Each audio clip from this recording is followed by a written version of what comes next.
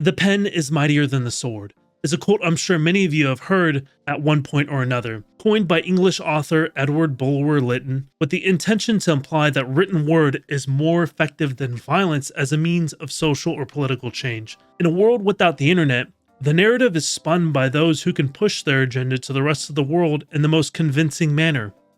Is the government after the people's best interest, or are they abusing their authority? Are the revolutionaries justified in their actions, or are they just another terrorist group? Are there good pirates that free people from the corruption of others, or are they all lawless thieves and marauders who just attack and harm the innocent? And the people who don't have regular interactions with those said groups, but they get the newspaper talking about them, their opinions are formulated by what they take in on a day-to-day basis. Just like people today who watch news outlets much like people who watch the news today and get their information from other outlets such as Fox News, CNN, USA Today, Reuters, and the list goes on and on and on. All sorts of other outlets from both sides of the fence that give them their information and end up formulating their opinions on specific organizations or individuals. So, how does this fit into the upcoming final war of One Piece? We all know the Celestial Dragons are not going to give up without a fight, so war is inevitable, but that doesn't mean everyone will simply accept the outcome.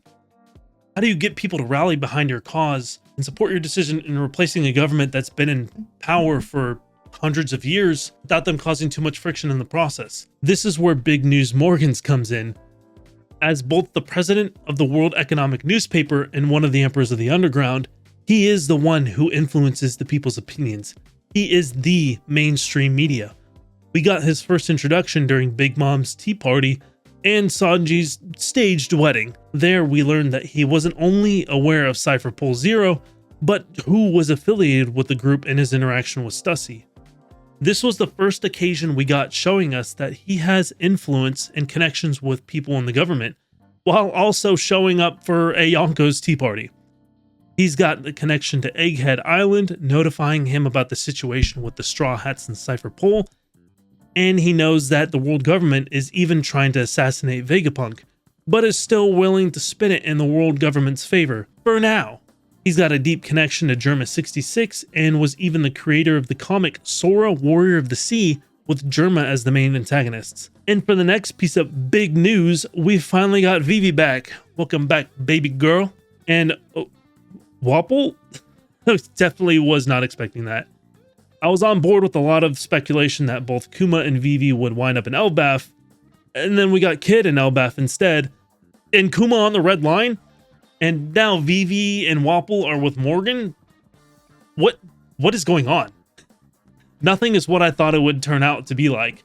But, I mean, that's just honestly one of the things that I love about this series. As much as I do my best to make certain predictions on what's going to happen and kind of give my thoughts and analysis on a situation when it comes up to upcoming scenarios or plot threads. And I've got some theories in the oven that I'm cooking right now that I think you guys would enjoy. They take a little bit longer to make, admittedly. So I don't do theory videos often, but they're coming. But I digress. I always love a plot twist during an unexpected situation. Anyway, back in chapter 956, Morgans gets a message from Wapol regarding intel. And while it's not exactly stated just what that intel is, seeing both Wapol and Vivi together with Morgans now, and just how skittish Wapol is acting, it's reasonable to believe that he was a witness to Cobra's death and who really did it. Hell, being on the run and as scared as he is, I wouldn't be surprised if Wapol was a witness to Eam appearing and seeing the throne somehow. It's also possible that Wapol learned of the Five Elders' plans for their coaling, so to speak, of different countries and different lights that need to be extinguished, and that's also why he's on the run. But thinking about the assassination of Cobra, I'm also curious about this now. During the time of the Reverie, Lucci and Kaku were both present during the events at Murijois. Now, I believe it's entirely possible that Lucci was the one who had a hand in killing Cobra at the command of the Five Elders, and Luffy's gonna find out about that since they're about to have a bit of an unexpected alliance in fending off the Seraphim over on Egghead. If Luffy learns that Lucci ended up killing Cobra, or he's the one that's responsible for killing Cobra, that's going to be a real quick way to dissolve any kind of alliance between the two.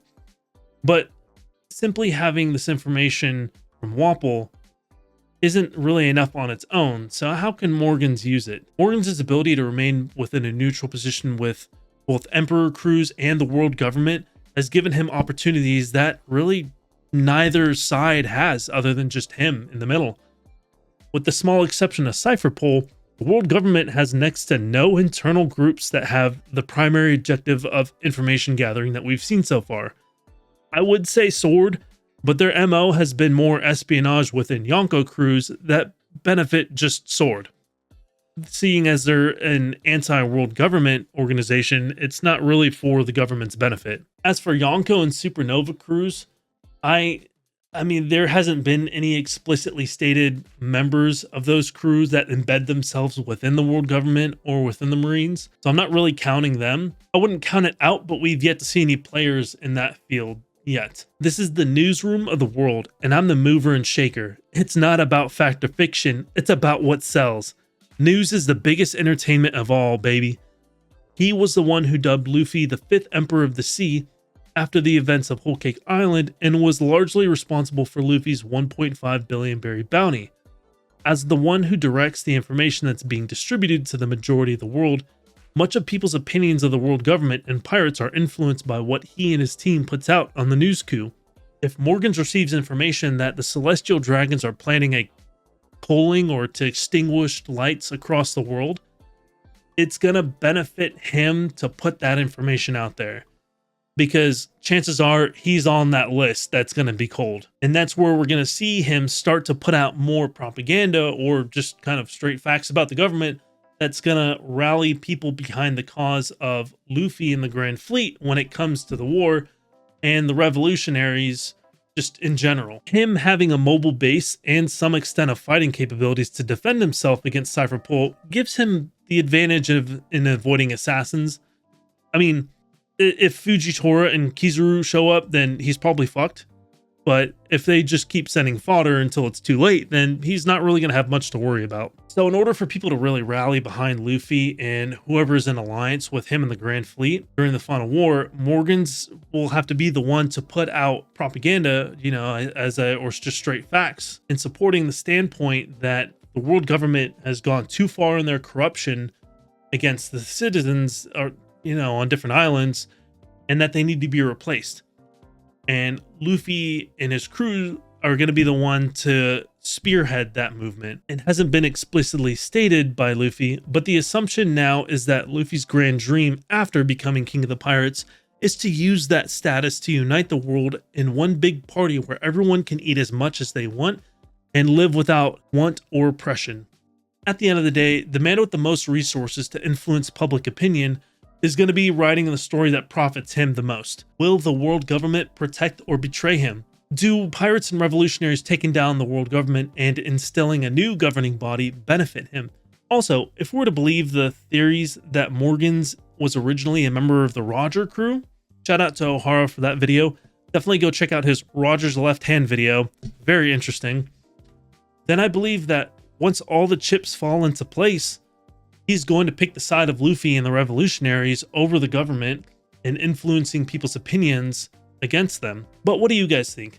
Morgans tends to toe the line quite a bit when it comes to what he puts out, as to not gain too much ire from the Five Elders, since they seemingly read his newspapers as well. But if the final war is approaching as Oda states it is, then events are going to start transpiring that are going to change Morgans' stance as to what he puts out. He's going to start getting more bold with what he puts in the newspapers, and he'll probably start leaking more sensitive information that the Celestial Dragons and the Five Elders want to keep under wraps.